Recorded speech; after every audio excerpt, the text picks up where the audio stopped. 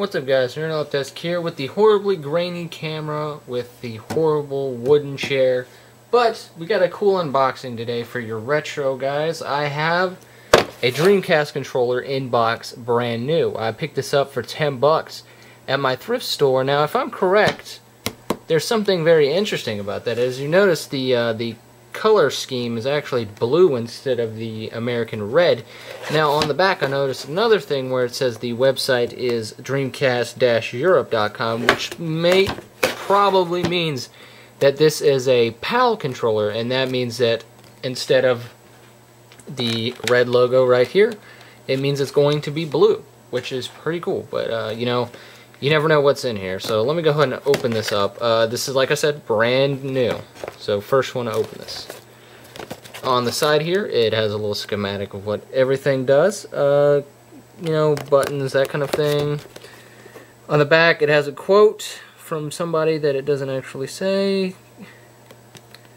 It says, compatible with all Dreamcast hardware and software bearing a PAL E mark, which means that this definitely is European.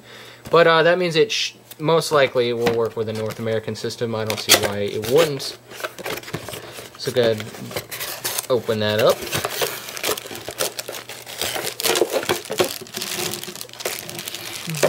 Yep, the logo is blue, which means that this is a European Dreamcast controller, and I'm the first person to actually use it. The joystick feels great. Like this feels brand new. You know, there's nothing really you can complain about it. Let's look at the manual. Yep, that's the right plug. So I don't see why this shouldn't work. Dreamcast controller instruction manual, Sega Europe.